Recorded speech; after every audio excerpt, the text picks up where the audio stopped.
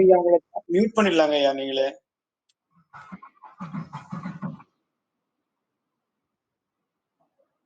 ஐயா சிவாயிரம் ஐயா, அனைவருக்கும் வணக்கம்.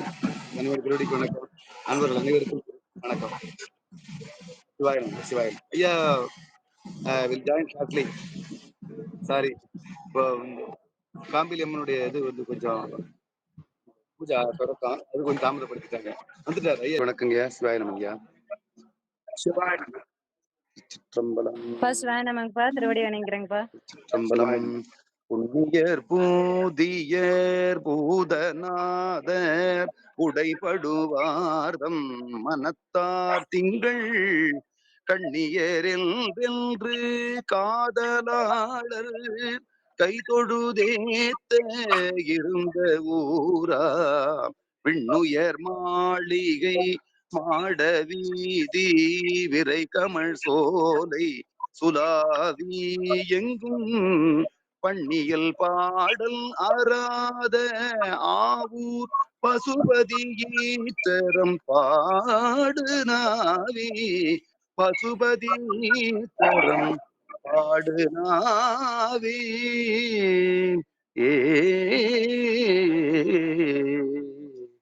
சிற்றம்பலம். சிவாய நமः.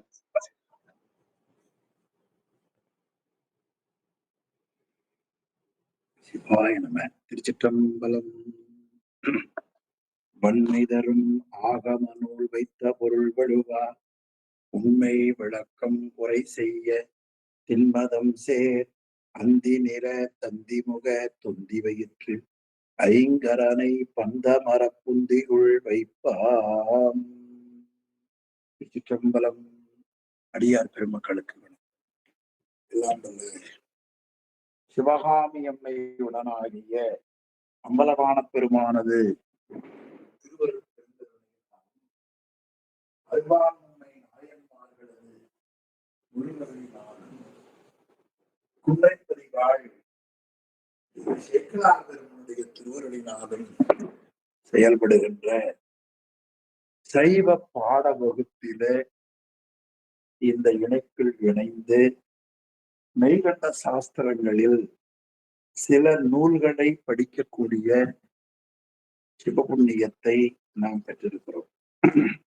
அந்த புண்ணியத்தை கருணையோடு வழங்கியருடைய திருவருளையும் குருவருளையும் போற்றி நாம் படிக்கின்ற நூல்களின் உரையாசிரியரும் சைவ பாட வகுப்பினுடைய நெறியாளருமான முதுபெரும் புலவர் முனைவர் சென்னியப்பராரையா அவர்களின் திருவடிகளையும் நூலாசிரியர் உமாபதி சிவம் அவர்களின் திருவடிகளையும் நாம் எல்லோரும் வணங்கி மகிழ்வோம்.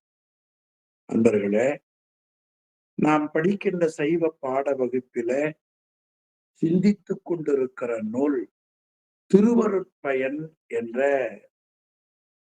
அருமையான நூலை சிந்திக்க நமக்கு இறையருள் கருணை செய்திருக்கிறது.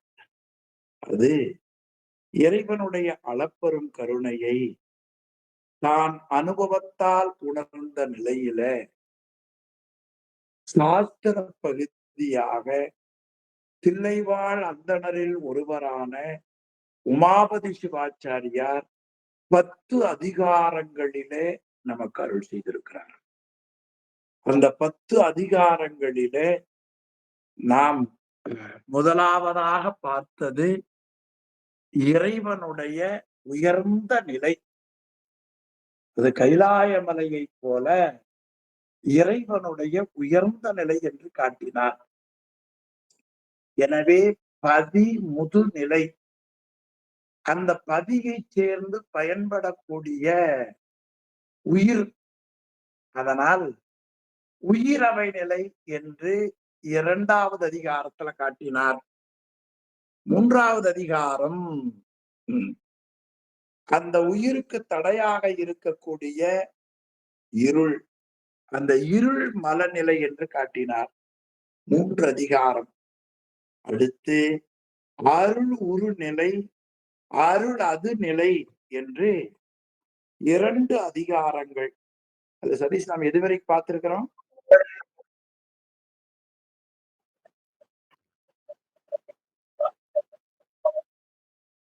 ஐயா உயிர் விளக்கத்துல 6வது குறள் அல்லவாங்க ஐயா? ஆமாங்க. உயிர் விளக்கத்துல 6வது குறள் பார்த்தோம் உயிர் ஐயா. விளக்கத்துல 6வது குறள் மிகச்சரியானது. ஆமா. ஆக இந்த ஆனந்த் எப்பொழுதுமே படிக்கிற மாணவர்கள் சரியா கேட்கறாங்களா இல்லையான்னு சொல்லி சில நேரம் நம்மை அறிவை வெளிப்படுத்துவார்.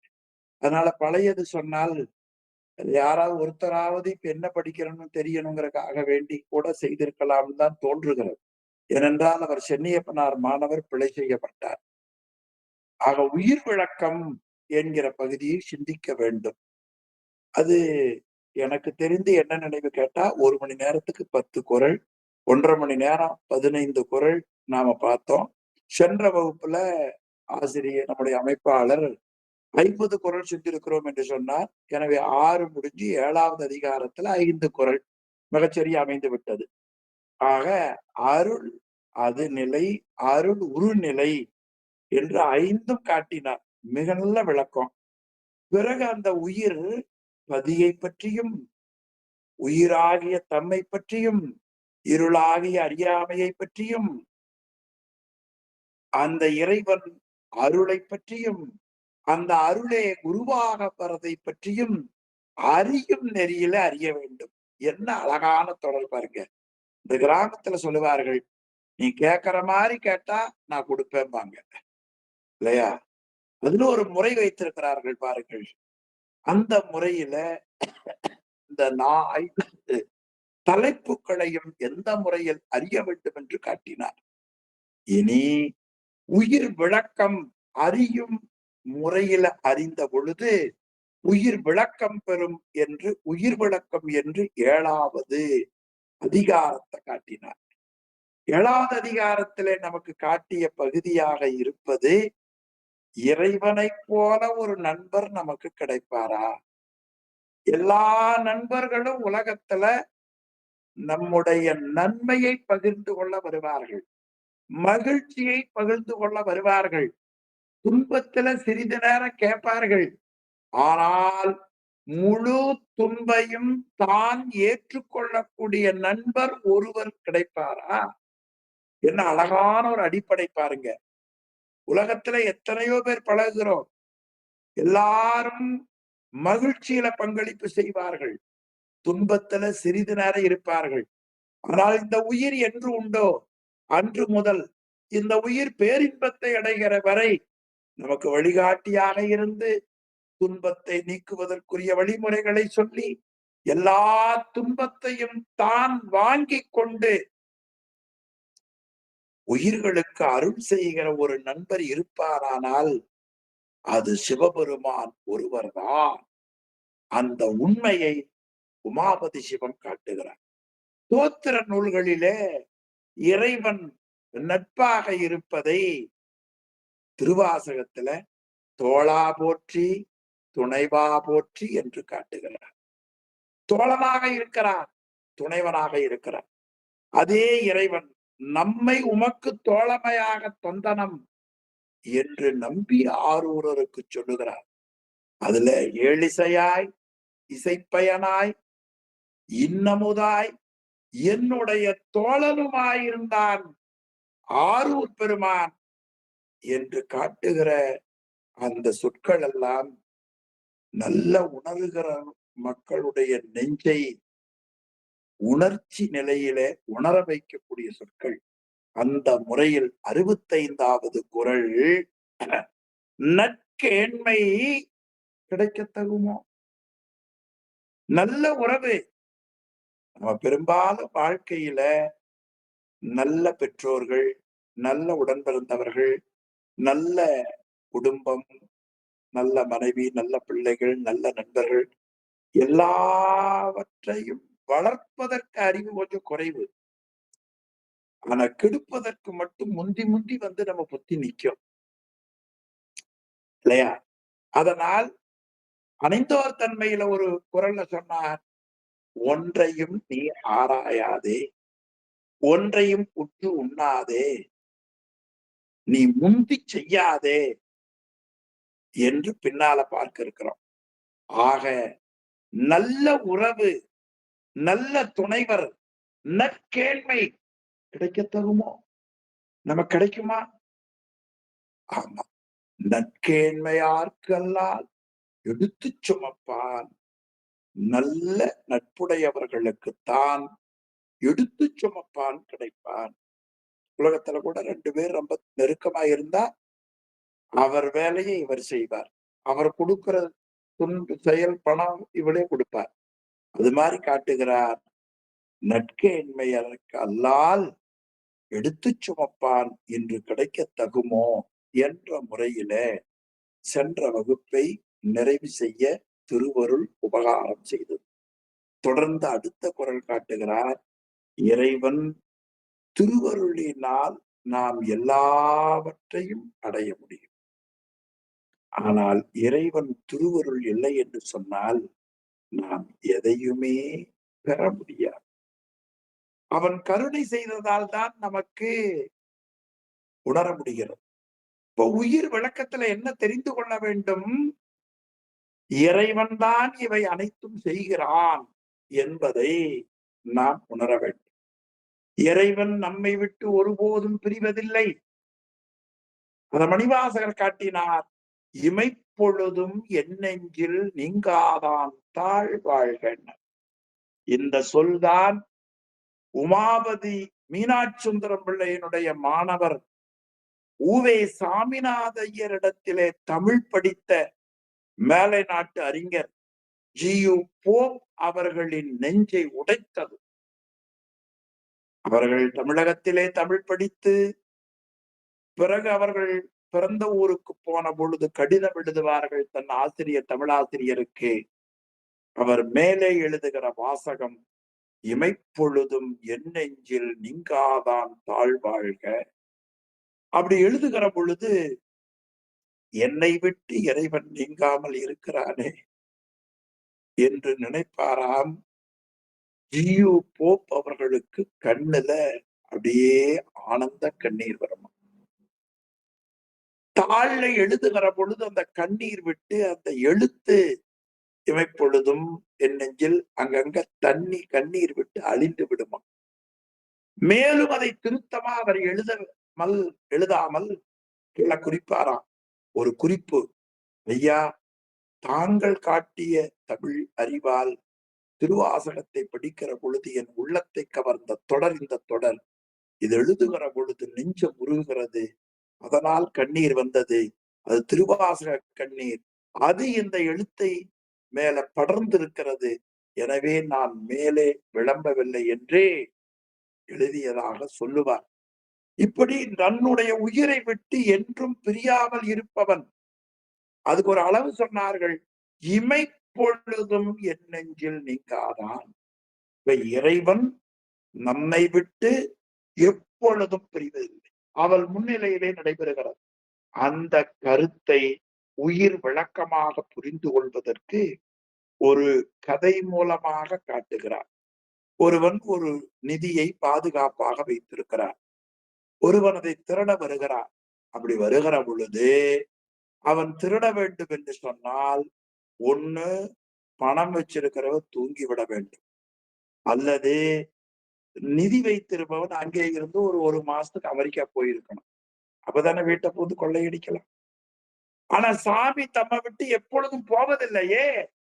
அப்படி இருக்கிற பொழுது அந்த பொருளை எப்படி கவர முடியும்?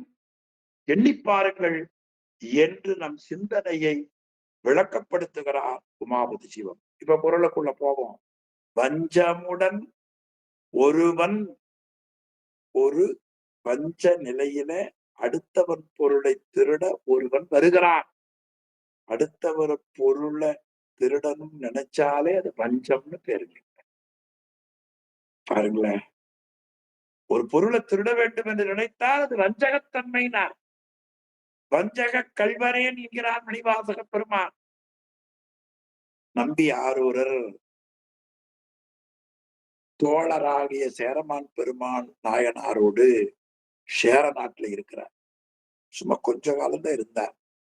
உடனே என் உயிரினும் இன்னமுதை நான் மறந்து விட்டேனே, வஞ்ச கல்வனேன் என்று நம்பி ஆரூரர் எண்ணுகிறார்.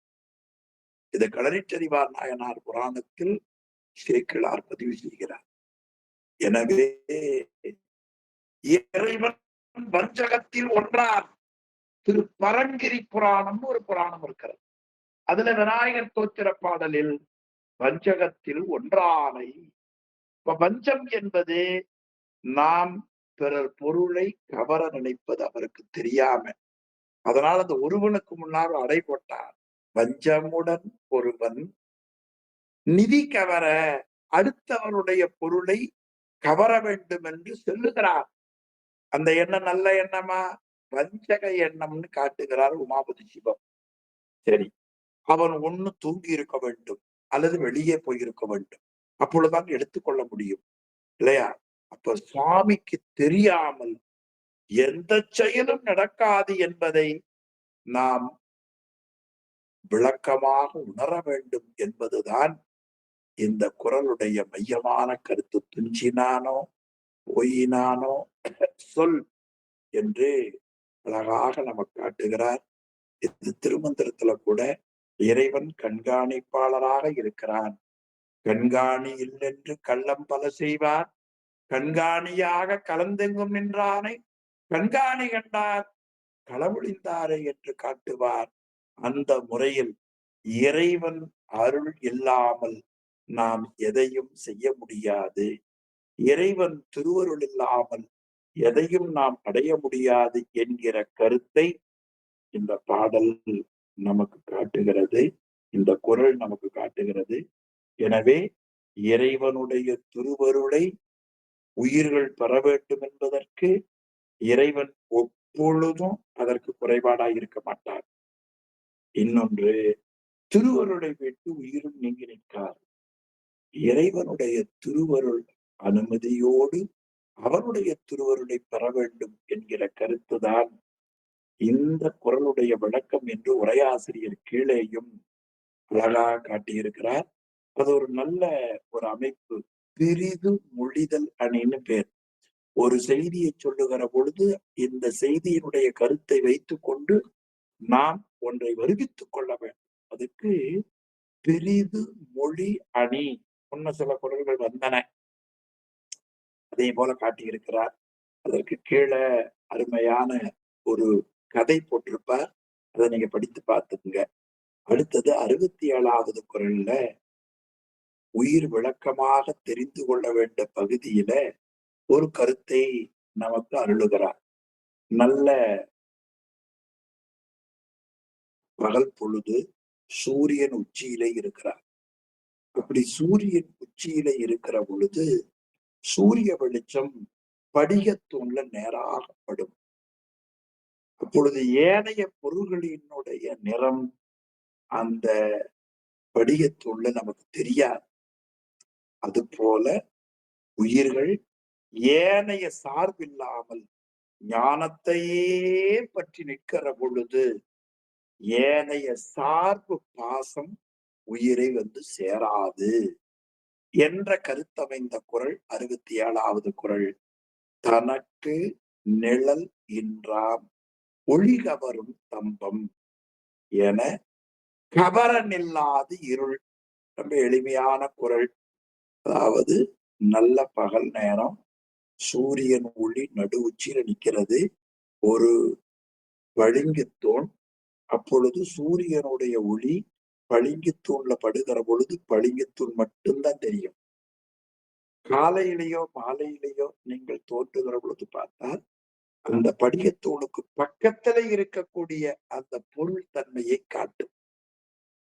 அது போல உயிர் இறைவனுடைய உபதேசமாகிய அஞ்செழுத்தை, அந்த ஞானத்தை அஞ்செழுத்தின் மூலமாக பெற்ற பொழுது பிற உணர்வுகள் இந்த உயிருக்கு வராது.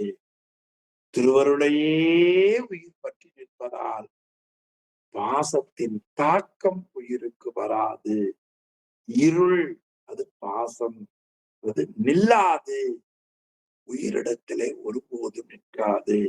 எனவே நாம் திருவருளையே சிந்தித்துக் கொண்டிருக்க வேண்டும் என்று நமக்கு இந்த குறள் மூலமாக காட்டுகிறார்.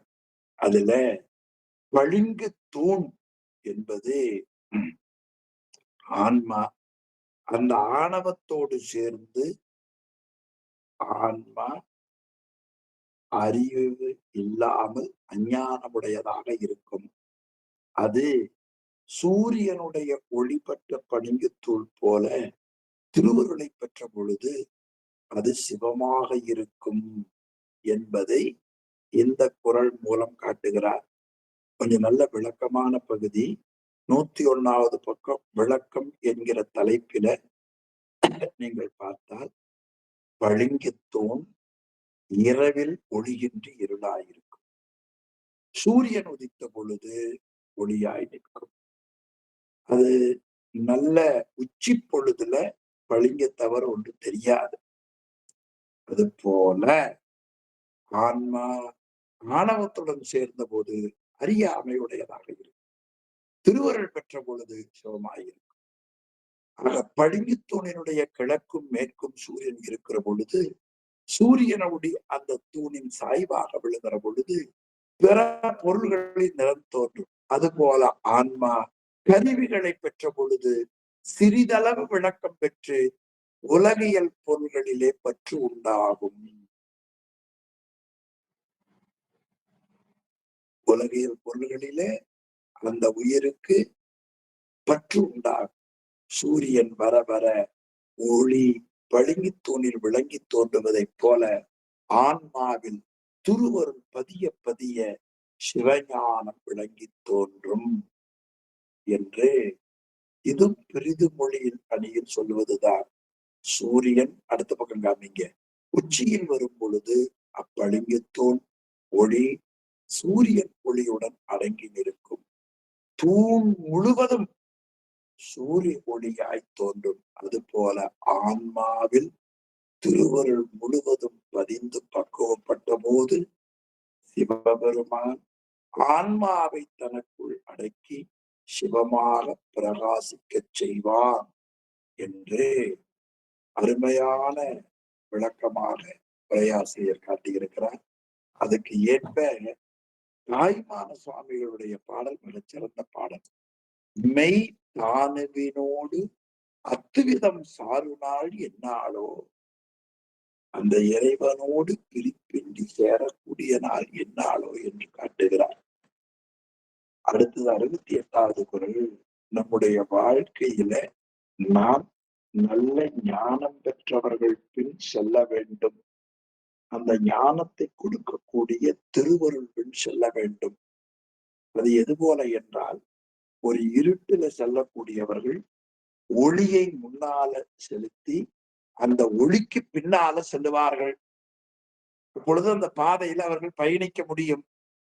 அது போல உயிர்களாகிய நாம் ஒளியாக இருக்கக்கூடிய திருவருள் பின்னால சென்று எல்லா செயல்களிலேயும் ஈடுபட வேண்டும். இது ஞானிகள் அதுபோல செயல்படுவார்கள் என்பதை 68வது குறள்ல காட்டுகிறார். பழைய காலத்து இப்ப வந்த டார்ச் லைட்டு, செல்போன் டார்ச் சொல்லுவாங்க. அப்பெல்லாம் கொல்லிக்கட்டை தான். பழைய காலத்துல கொல்லிக்கட்டை. ஏன்னா ஒரு கொல்லிக்கட்டைய பிடித்து கொண்டு போகிற பொழுதுதான் உமாபதி சிவம் அந்த விமானத்துல போனார். சுவாமி வர்றாருன்னு சொல்லி அந்த கொல்லிக்கட்டையை பிடித்துட்டு போனாங்க. அப்பதான் மறைஞான சம்பந்தர் பட்ட கட்டையில் பகல் குருடு போகுதுன்னார். பகல் நேரத்துல கூட ஏன் அந்த பந்தம் பிடிக்கிறது, ஒளி பிடிக்கிறது என்றால், ஒளியை உடையவன், ஒளியை தருபவன் இவன் என்று காட்டுவதற்காக. அது மாதிரி சிவஞானம் பெற்றவர் உமாபதி சிவம் ராஜாவை பூஜை செய்பவர் என்று பார்ப்பவர்கள் தெரிவதற்காக கொல்லிக்கட்டை பிடித்தார்கள். ஆக உட்கை தரும் பொற்கை உடையவர். பொற்கைனா அழகான கைன்னு பேர்.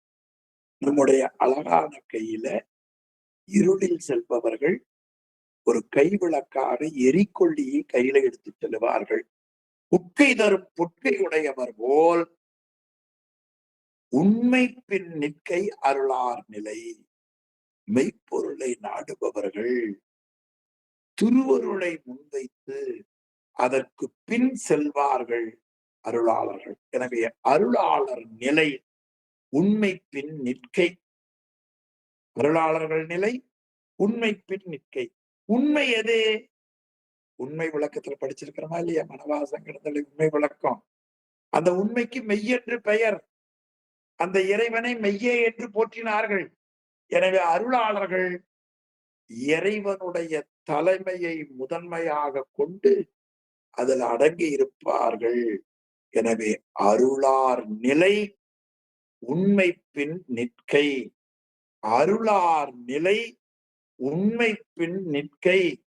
அருளார் நிலை உண்மை பின் நிற்கை. உண்மை பின் தான் நிற்பார்கள். எது போல? ஒரு பயணிப்பவர்கள் கொல்லிக்கட்டைய கையில வைத்துட்டு அந்த வெளிச்சத்துல பின்னால போவதை போல நல்ல உண்மைத்தன்மையை பெற்ற அருளாளர்கள் உண்மை பின் நிற்பார்கள் என்று 68வது குறள் ரொம்ப சிறந்த குறள். அந்த அருளாளர், நாம் கண்ட அருளாளர் நமக்கு முதுகுரு புலவர் ஐயா அவர்கள் தான், உரையாசிரியர் தான். எனவே அவருக்கு பின் நின்றதால் இந்த நூல்களை படிக்கக்கூடிய ஒரு வாய்ப்பை கடவுள் அவர் வழியா கொடுத்தார்.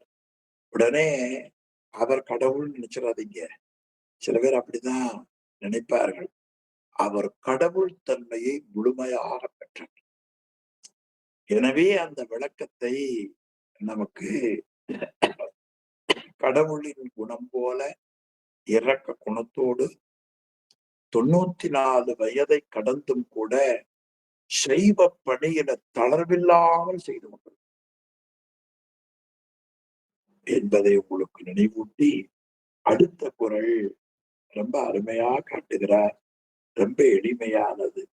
அன்பர்களே, நம்முடைய உயிர் உலகப் பொருள்களை அறிய வேண்டும் என்றால் கருவிகரணங்களை கொண்டுதான் அறியும் இல்லையா? நம்முடைய உயிர் இருக்கிறது. என் உயிர் உங்க உயிர். இப்போ உலகப் பொருள் அறிய வேண்டும் என்றால் பார்க்கணும்னா கண்ணு வேணும், கேட்கணும்னா காது வேணும், நடக்கணும்னா கால் வேணும் இல்லையா? அப்ப எல்லாவற்றையும் கருவிகரணங்களை கொண்டு அறிகின்றமே, அந்த கருவிகளை கொண்டு திருவருளை அறிய முடியுமா? அறிய முடியாது. சரி, திருவருளை விட்டு எல்லாவற்றையும் இந்த கருவிகரணங்களை கொண்டு உயிர் அறிந்தது என்று சொன்னால், அந்த திருவருளை அறிவதற்கு ஐம்பொறிகள் தகுதி இல்லாதன, உரிமை உடையன அல்ல. எனவே அந்த ஐம்பொறிகளை விட்டு உயிரும் அறிய முடியாது. எனவே இந்த ரெண்டுக்கும் என்ன உரிமை இருக்கின்றன? எனவே இறைவன் கருவிகரணங்களை கடந்து நிற்பவன், அதற்கு அப்பாற்பட்டவன் ஆன காரணத்தினால் அவனை அறிய முடியவில்லை. அவனை அறிவதற்கு திருவருளையே அடிப்படையாக கொண்டு அறிந்தால் நாம் அறிய முடியும் என்ற கருத்தை 69வது குறளில காட்டுகிறார். ஐம்புலனால் நாம் கண்டது இல்லையா? சுவையொளி ஒரு ஓசை நாற்றம் மெய்வாய் கண் செய்து மூக்கு இதெல்லாம் கருவிகரணங்கள். இவைகளை கொண்டு நாம் உயிர் ஐம்புலனால் கண்டது. தாம் என்பது உயிர். உயிர் ஐம்புலனால் கண்டது, கண்டது என்றால் அது ஒழிய அந்த ஐம்புலன் இல்லை என்று சொன்னால் அது அறியாது. அதை வைத்துக் கொண்டு திருவருளை அறிய முடியுமா? முடியாது. அப்ப ஐம்புலன் ஆர் தாமார். அதற்கு தாம் தாம் 2 சொல்லு வருது பாருங்க. முதல் வரியில ஒரு தாம், 2வது ஒரு தாம், 2 உயிர் தான். எனவே ஐம்பொறிகள் யார், உயிர்கள் யார்? அதற்கு அது உயிர்கள் தன் முயற்சியால் ஐம்பொறியால் இறைவனை அறிய முடியாது. இறைவனுடைய அருளால் இறைவனை அறிய முடியும் என்பதை உயிர் விளக்கமாக தெரிந்து கொள்ள இந்த குறளிலே நமக்கு காட்டுகிறார்கள். நான் பல முறை உங்களுக்கு சொன்னது நினைவிருக்கும். நம்முடைய சாஸ்திர நூல்கள்ல, தோத்திர நூல்கள்ல ஒன்றை விளக்குவதற்கு உவமை சொல்லுவார்கள். அந்த உவமை நம் உடம்பில் இருந்தோ நாம் வாழக்கூடிய உலகத்தில் இருந்துதான் இருக்கும். எந்த நூல்லையும் ஏனைய மொழியில் உள்ள மேற்கோள்களை காட்டவே மாட்டார். காட்டி இருக்கிற உவமை உலகத்தில் எல்லோராலும் ஏற்றுக்கொள்ளப்படும். அப்படி ஒரு உவமையை காட்டுகிற அருள்தன்மை நம்முடைய ஞான நூல்களுக்கு தான் உண்டு. அந்த முறையில இந்த உவமை உயிர் ஐம்புலனால் அறிந்தது. ஐம்புலனால் அறிந்த அந்த உயிர் ஐம்புலனை கொண்டு திருவருளை அடைய முடியுமா? முடியாது. எனவே கருவிகரணங்களை கடந்தவன். சரி, உயிர் இறைவனை அறியுமா? அறியாது. உயிர் பசு அறிவுடையது, விட்டு விட்டு அறியும், ஒரே மாதிரி அறியாது, அதால் அறிய முடியாது. அப்ப கருவிகரணங்களையும் கடந்தவன், விட்டு விட்டு அறியக்கூடிய கடந்து முற்றறிவுடையவன். அந்த முற்றறிவுடையவனுடைய திருவருளால் தான் அவனை அறிய முடியும். எனவே ஐம்பொறிகள் ஆர், நாம் ஆர், இந்த ரெண்டாலையும் அறிய முடியாது. ஐம்புலனார் என்பது கருவிகரண அறிவு, தாமார் என்பது பசு அறிவு. ரெண்டாலும் என்ன செய்ய முடியாது? அறிய முடியாது. எனவே இறைவனுடைய திருவருளால் அவனை காணலாம். இறைவனுடைய திருவருளாக கருவிகரணங்கள் மாறினால் அவனை காணலாம். அது ரொம்ப நல்ல விளக்கம்ங்க. 104வது பக்கம் கீழே இருந்து உணர்வின் நேர்வர என்பதற்கு மேல இருக்கக்கூடிய விளக்கம். ரொம்ப ஆழமான கருத்தை போற போக்குல உரையாற்றல் காட்டி இருக்கிறார். அந்த பகுதி மட்டும் பாருங்க. இன்னும் கொஞ்சம் கீழே உயிரின் கருவிகள் பாசத்தொடர்புடையன. இல்லைங்க, இன்னும் கொஞ்சம் மேல உயிரின் கருவிகள் பாசத்தொடர்புடையன. இல்லைங்க, கீழே உங்க அப்படியே எடுத்துங்க. உயிரின் கருவிகள் பாசத்தொடர்புடையன, எனவே அவை பசுகரணங்கள் என்று வழங்கப்பெறும். பாச நீக்கம் பெற்று பசுகரணங்கள் பதிகரணங்களாக மாறினால், இந்த இடம் நல்லா ஞாபகம் வச்சுங்க. பூஜை செய்கிற பொழுது கோவில்ல அல்லது வழிபாடு செய்யக்கூடிய அந்த ஆசிரியர் தன்னை தூய்மைப்படுத்திக் கொள்ள வேண்டும். இந்த கருவிகரணங்கள் எல்லாம் என்னுடையதல்ல, இறைவா நீ குருவருள் வழியாக கொடுக்க எனக்கு கிடைக்கப்பட்டன. எனவே இவையெல்லாம் உன்னிடத்திலே ஒப்புவித்து விடுகிறேன். அது சிவோகம் பாவனின். அப்பதான் பூஜை பண்ற அதிகாரத்தை பெற முடியுமே தவிர, நாம பூஜை பண்றன்னு உட்கார்ந்தா அந்த பூஜை உயர்வை பெறார்.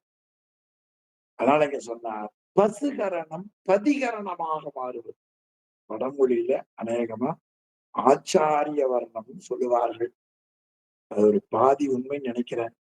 உடம்புழுக்கு விழாக்கள்ல சிங்கப்பூர்ல கூட அது மாதிரிலாம் செய்வார்கள், வெளிநாட்டிலையும் செய்வார்கள்.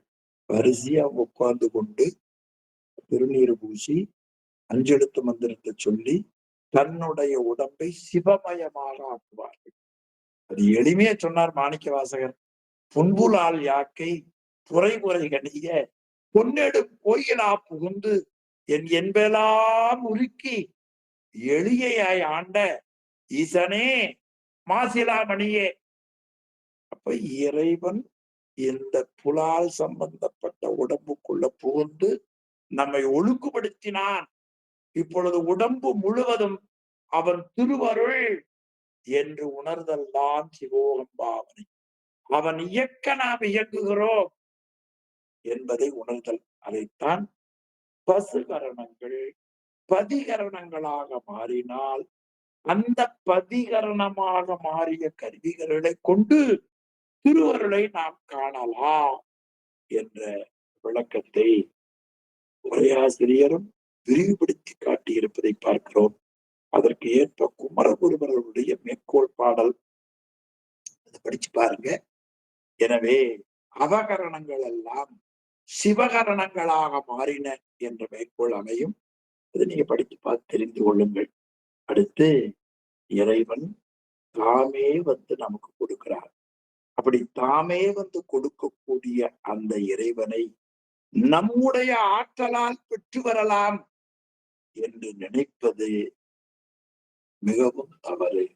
நம்முடைய முயற்சியால், நம்முடைய வலிமையால், நம்முடைய அறிவால் திருவருளை பெற முடியாது.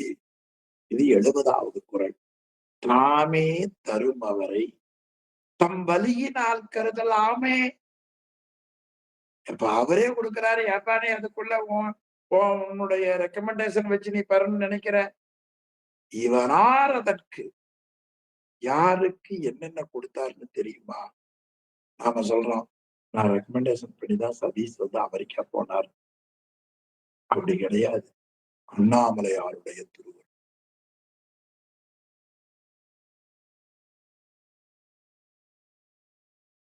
அவரை தம் வலியினால் கருதலாமே. இந்த குரல் அப்படி படிச்சு பாருங்க. தன்னுடைய உடைமை பொருள்களை, உயிருக்கு வேண்டிய உடம்போடு இருக்கிற பொழுது உடம்பு கொடுப்பதற்கு பெற்றோர்கள், உடன் பிறந்த சகோதரர்கள், வாழ்க்கையில துணையா மனைவி, நம்ம மகிழ்ச்சிய பிள்ளையா குழந்தை, இந்த அடியார் உறவு, இதெல்லாம் நம்ம கேட்டோமா? கல்யாணம் பண்ற போது வேணா எனக்கு ஒரு நல்ல பெண் கொடுக்கும்னு கேட்போம். அதுக்கு முன்னாடி கேட்டோமா? கிடையாது. அதை விட இந்த இணைப்பு வேண்டும் என்று நாம் ஒருபோதும் எண்ணியது என்ற அளவுக்கு அறிவு கிடையாது. எண்ணி பாருங்கள். நியாயமா ஆனந்த் அவர்களுக்கும் அமெரிக்க நண்பர்களுக்கும் தொடர்பே இல்லை. இந்த இணைப்பு அவர் தாமே கொடுத்தது. தாமே தரும் அவரை தம் வலியினால் கருதல் ஆமே. இவனார் அதற்கு இவனார்னா இவனுக்கு என்னப்பா அறிவு இருக்கிறது? இவனுக்கு என்ன வலிமை இருக்கிறது? அப்ப யாராவது நம்மள உங்களாலதான் இது நடந்ததுன்னு சொன்னா இவனார் அதற்குங்கிற நெஞ்சில வரணும். ஆமா பெருசு. நம்ம ஆசிரியர் இருந்ததால் நாம் ஒரு மனிதனாக இந்த நாட்டிலே கருதப்படுகிறோம். இந்த மனிதனாக பிறந்த பிறப்பு புனிதத்துவம் பெறுவதற்கு திருவருள் உபகாரம் செய்கிறது என்பதை உயிர் விளக்கமாக அறிய வேண்டும் என்பதற்காக தாமே தருமவரை தம் வலியினால் கருதல் ஆமோ இவனார் அதற்கு என்று ரொம்ப அருமையா காட்டுகிறார். எனவே இறைவன் கைமாறு கருதாத கருணையால் உரையாசிரியர் அருமையை எழுதியிருக்கிறார். 105வது பக்கம் கீழே பாருங்க. எங்கேனும் யாதாகி பிறந்தினுக்கு மேல் தொடர் பாருங்க. இறைவன் இன்னும் கொஞ்சம் கைமாறு கருதா கருணையால். இறைவன் கைமாறு கருதா கருணையால் உயிர்களுக்கு உரிய போது உரியவற்றை தருவார். நல்லா தொடர் பாருங்க. உரையாசிரியருடைய ஞானம் பாருங்க. உயிர்களுக்கு உரிய போது உரியவற்றை தருவார். நாங்கள்லாம் படிக்காம எல்லாம் ஞாபகம் வச்சுக்கணும். படிக்காம மணி அடிக்க போனோம். கொஞ்ச நாள் பூச பண்ண கணபதி ஹோமம் அதெல்லாம் பண்ணோம். எங்க ஆசிரியர் பெருமக்கள் பட்டியப்பனார், சென்னையப்பனார் இவங்க கருணையில போனோம். அப்பொழுது பூஜைக்கு போனா கேட்கறவங்க பேக்கேஜ் எவ்வளவுன்னு தான் கேட்பாங்க. ஆனா நம்ம ஐயா சொல்லுவார், நீ ஒண்ணும் கேட்காத, உனக்கு எப்ப எது வேணுமோ அத கடவுள் உனக்கு தேவை அதிகமா இருக்கும், நீ குறைவா கேட்டுருவ. உனக்கு தேவை இல்லாமல் இருக்கும், நீ அதிகமா கேட்டுருவ.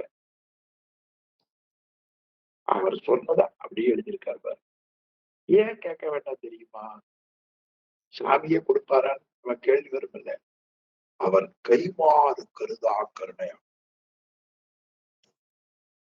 உயிருக்கு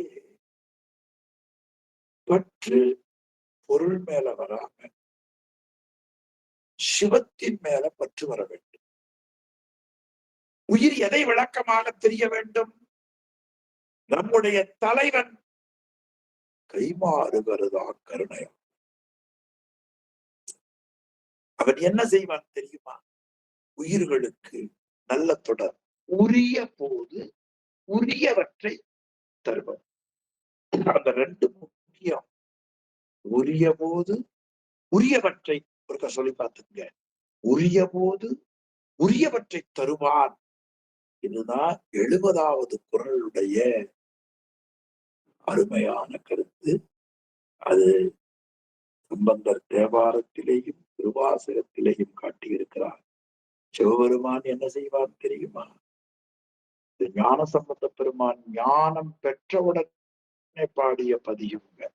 எங்கேனும் யாராகி பிறந்திடினும் தன் அடியார்க்கு இங்கே என்று அருள் புரியும் என் பெருமான். அடிக்கடி நம்முடைய உரையாசிரியர் சொல்வார். இன்னும் கொஞ்சம் இவ்வளவு சொல்லியும் அந்த மாதிரி புரியாம இருப்பாங்க இல்லையா? மட்டி மடைன்னு சொல்லுவாங்க. அவங்களுக்கு ஒரு விளக்கம் பின்னால் எழுதியிருக்கிறார் பாருங்க. 106வது பக்கம். ரொம்ப முக்கியமான பகுதி இது. 106வது பக்கம் மேல எழுதியிருக்கார் பாருங்க. சரியை கிரியை யோகங்களை செய்து முறையாக திருவருளாகிய சிவஞானத்தை பெற வேண்டும்.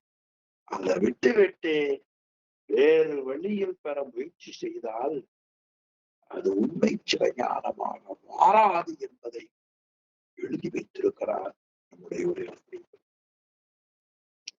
எனவே நாம் எல்லோரும் சரியை கிரியை யோகங்களை செய்து சமயதைக்கு பெற்று விசேடதைக்கு பெற்று முறையாக வளர்த்தியவர் அவர். நாம் வளர்ந்து கொண்டிருக்கிறோம். இந்த முறையான நெறி என்பதையும் நினைந்து பெருமைப்படுவோம். அடுத்த மகிழ்ச்சி இன்புறு நிலை. என்ன இன்பம்?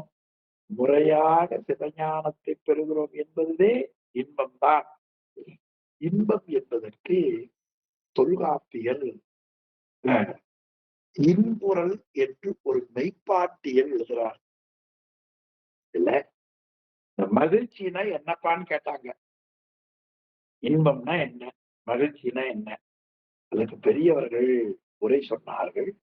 நீ எதை பற்றி நினைக்கிறாயோ அப்படி நினைக்கக்கூடிய பொருள் மேல தொடர்ந்து வரக்கூடிய சந்தோஷம் எழுதினார்கள். அவ்வுடைமையை நினைந்தரும் இடையிட்டு பிறக்கும் மனமகிழ்ச்சி மிகச்சிறந்த ஒரு. உலகத்துல ஹாப்பினஸ் எங்கே இருந்து வருகிறது? ஹாப்பி நியூ இயர் அப்படின்னு கத்துறானே, அது எங்கே இருந்து வந்தது? நினைக்க மகிழ்ச்சியா இருக்க வேண்டும். கத்துற பொழுது தொண்டை நின்று போச்சுன்னா அவன் மெடிக்கல் இருக்கணும். நினைந்தோறும் மன மகிழ்ச்சி. இப்ப நமக்கு எது மகிழ்ச்சி? இந்த வகுப்புல இணைந்தோம் என்பது மகிழ்ச்சி. உடம்புல உயிர் இருக்கிற வரைக்கும் இந்த மகிழ்ச்சி இருக்கும். அது மட்டும் இல்லைங்க, அடுத்த ஜென்மத்திலேயும் இது தொடரும் என்பதை நாம் மறந்துவிடக் கூடாது. இன்றைய ஆன்மாக்களுக்கு முச்சை தவத்தால் ஞானம் நிகழும் என்றுதான் நம்முடைய பெரியவர் காட்டுகிறார்கள். எனவே அந்த மகிழ்ச்சி தான் இன்புறல். அந்த இன்புறல் ஐம்புலனில் புலப்படா இன்பம் என்று சேக்கிழார் காட்டுகிறார். விசகாரியத்துல சிவபோகமே இன்புறுதலை என்று சொல்லப்படுகிறது. இந்த இன்புறுதலை விளக்கமாக தெரிய ஒரு அதிகாரத்தை அமைத்தார் உமாபதி சிவம். ஆக அதிகார அமைப்பே இன்புறுநிலை. அதாவது உயிர்கள் இன்பத்தை பொருந்தி வாழ வேண்டும். உறுதல்னா பொருதல்னு பேர். உறுதல் பொருந்துதல். இப்ப எப்ப இன்பம் நம்ம இடத்துல பொருந்தி இருக்கும்? தோத்திரம் சொல்லிட்டு இன்பமே என்னாடும் துன்பமில்லை. எப்பொழுது? சேவடியே குறுகிய பொழுது.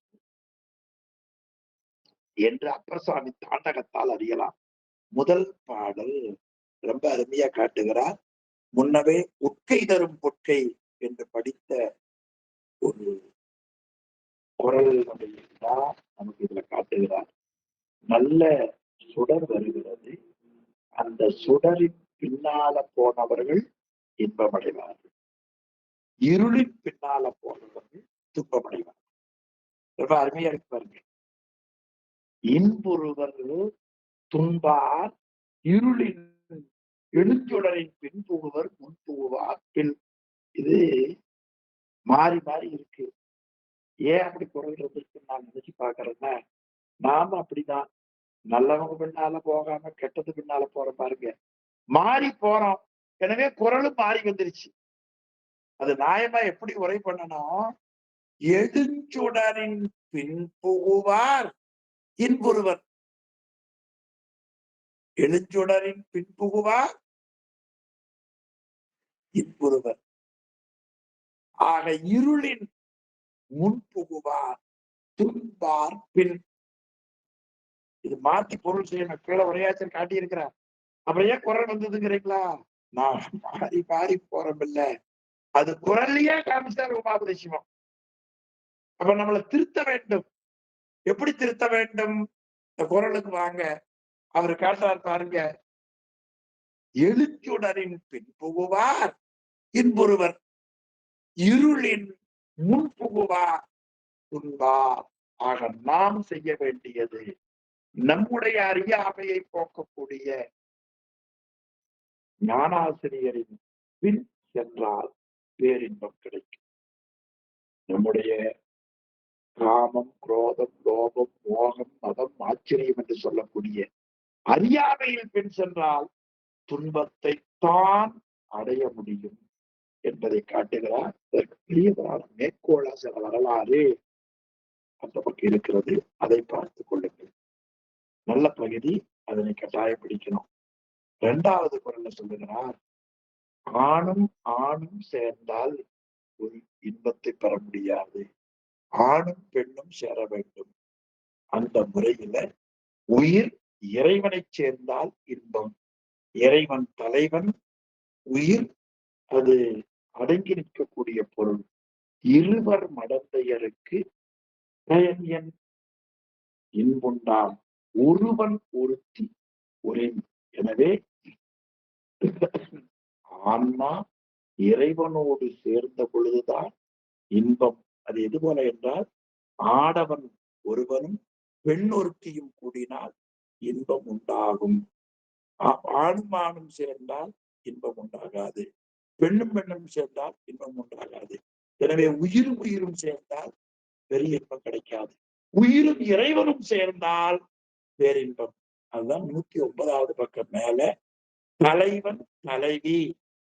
ஆக உயிர் சிவன் கூடும் பேரின்பத்திற்கு திருவருள் துணை செய்யும். எனவே ஒருவன் இறைவன், ஒருத்தி உயிர், இருவரும் சேர்வதே பேரின்பம். அடுத்த பகுதி ரொம்ப அருமையா காட்டினார். பெத்த நிலையில் கட்டு நிலையில கருவிகரணங்கள் உயிருக்கு துணையாக இருக்கும். அவற்றை பற்றி கொண்டு உலகம் உயிர்கள் உலக சிற்றின்பத்தை அனுபவிக்கும். முத்தி நிலையில் திருவருள் சக்தி உயிருக்கு துணையாக இருக்கும். அதனை பற்றி உயிர் இறைவன் திருவருளை அறிந்து பேரின்பத்தை அனுபவிக்கும் என்று இரண்டாவது குரலை காட்டினார். அடுத்த குரலை காட்டினார், யாரெல்லாம் இறைவனை போய் அடைகிறார்களோ அவர்களுக்கு இன்பத்தை தருவார். ஏன் அவன் அனுபவிக்க மாட்டானா என்றால், இல்ல, அவன் இன்ப வடிவன், எனவே அவன் அனுபவிக்க மாட்டான். நல்ல கருத்து. இன்புதனை எய்துவார்க்கு இன்பத்தை ஈயும். இன்பம் வேணும்னு சொல்லி சாமி கிட்ட போனா சாமி பேரின்பத்தை கொடுப்பார். ஏன் தெரியுமா? அவற்கு உருவம் இன்பம், அவனுடைய வடிவமே இன்ப வடிவம், எனவே இன்பத்தை கொடுப்பார். அது பின்னால துகளறு போத மேற்கோள் நல்ல பாட்டு. சர்க்கரை இருக்கிறது, அது எல்லாருக்கும் சுவையை தரும். ஆனா சர்க்கரை சுவையத்தான் சாப்பிடுமா? சாப்பிடாது. சர்க்கரை காபிக்கு போட்டா சுவையை தரும், ஆமா, லோகாம்பா பலகார கடை வச்சிருக்கிறாங்க. சர்க்கரை கொடுத்தா அது இனிப்பை தரும். ஆனா அந்த சர்க்கரை சுவையை தான் சாப்பிடுமா? சாப்பிடாது. அது போல இறைவன் இன்ப வடிவன், தன்னை அடைந்தார்களுக்கு இன்பத்தை கொடுப்பவன். தோழர் போத மேற்கோள் பாருங்க, சர்க்கரை தான் ஆர்க்கும் தரும் ரதம். நீ இனிப்ப பொருளை ஓருயிர்ல இருந்து 6 உயிர் வரைக்கும் 6 கொடுத்தாலும் என்ன கிடைக்கும்? சர்க்கரை இனிப்புதான். அது வெளிநாட்டுக்காரர் கொடுத்தாலும் சரி, உள்நாட்டு கொடுத்தாலும் சரி, இல்லையா? யாருக்கும் தரும் ரதம்.